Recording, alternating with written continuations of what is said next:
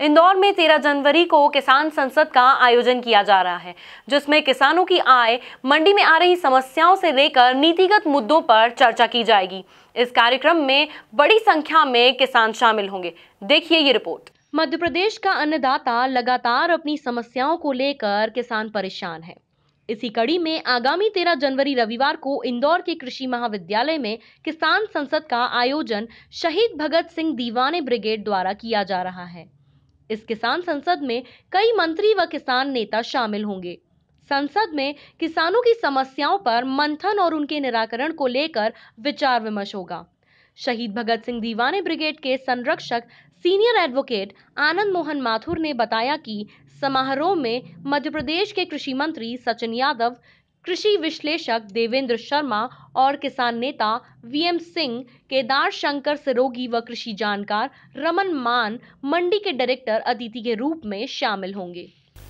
तो 13 तारीख को जो हमने किसान संसद रखी है, उसमें डायरेक्टर मंडी भी आएंगे, उसमें डायरेक्टर एग्रीकल्चर भी होंगे, उसमें जॉइंट डायरेक्टर्स भी होंगे, डिप्टी डायरेक्टर्स भी होंगे, उसमें मंडी के लोग भी होंगे, क्योंकि समस्याएं किसानों की मंडी पर आधारित बहुत हैं। किसानों की समस्या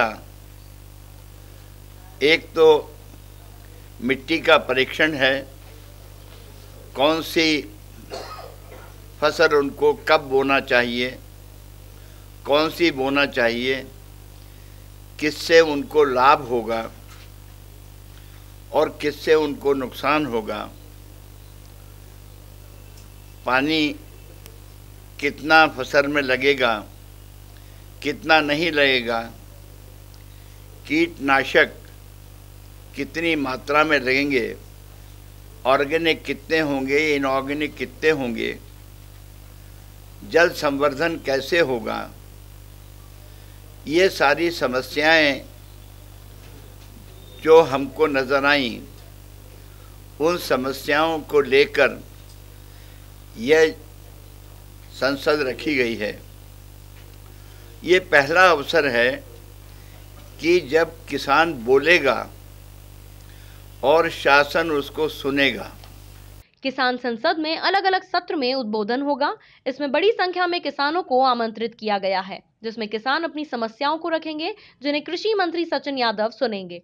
संसद में किसानों की आय सुनिश्चित करने, नीतिगत मुद्दों के समाधान, कृषि उपज मंडियों की व्यवस्था सुधारने तथा कृषि फसलों व कृषि तकनीक में सुधार से लेकर अन्य तमाम किसान से जुड़े मुद्दों पर चर्चा होगी। किसान अपने बच्चों को पढ़ाने के लिए समर्थ हों, अपने परिवार को ऊंचा उठाने के लिए उनके पास आय के साधन रहें, क्योंकि हम अभी तक क्या होता है कि फसल बोई आलू की या प्याज की, ज़्यादा फसल हो गई, वो नष्ट करना पड़ी। जो बाज़ार में 20 रुपये मिलता है, 10 रुपये जो है व्यापारी के पास आता है और 2 रुपये किसान को मिलता है। तो मिट्टी का भी हम जो है वो परीक्षण करवाएंगे। हम एक कैलेंडर भी छाप रहे हैं।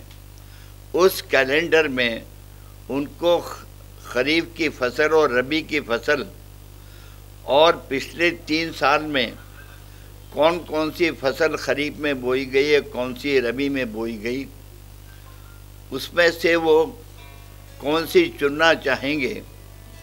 और उसके बाद जो है अधिकारी उनको फील्ड में जाके, माने उनके खेतों में जाके ये बताएंगे कि आप इसमें इतना जो है खाद डालिए, इतना यूरिया डालिए, इतना वो डालिए, और उसका सुपरविज़न वो लोग करेंगे। क्योंकि आपका सजेशन है और उसने किया तो आपकी जिम्मेदारी है कि वो ठीक ठाक चले।